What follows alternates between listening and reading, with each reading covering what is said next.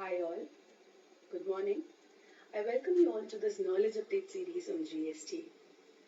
GST was introduced with a lot of promises. In this video, we will be focusing on where we are as a country in terms of goods and services tax after completing almost 3 years of implementation. As you're all aware, GST as a concept was originally conceptualized in the year 2000 by the then Indian Prime Minister Atal Bihari Vajpayee. After a lot of consideration and joint efforts of the political parties, GST finally got implemented on 1st July 2017.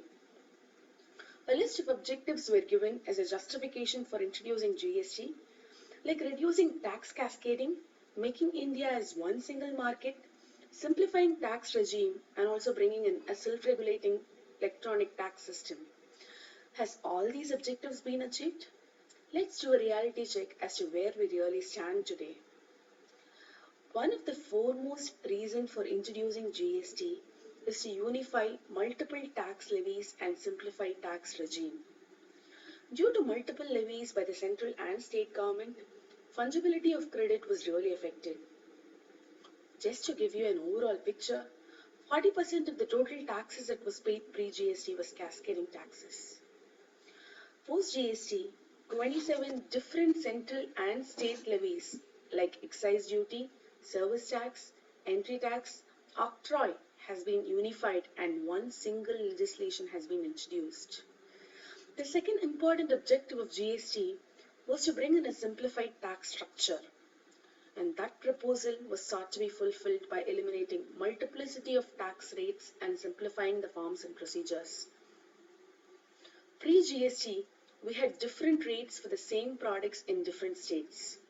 So when a foreigner enters India with an intent to invest, he had to analyze the local state-specific tax laws along with the available local infrastructure. But now post-GST, same rates across various states of India has become a reality. Also, instead of innumerable rates, four major rates, that is 5%, 12%, 18% and 28% has been achieved under GST. Secondly, for a simplified tax structure, what is more important is that machinery provisions should be simple. Simplified forms and procedures in the form of GSTR 1, 2 and 3 was proposed initially.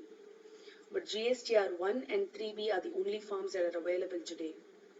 New returns replacing the originally proposed structure has now been deferred to October 2020 in this 39th GST Council meeting due to lack of readiness. Third foremost objective that was promised was IT-enabled compliance. A single IT-based interface was proposed for returns to be filed, taxes to be paid, and refunds to be claimed. Here, the efforts of the government really needs to be lauded.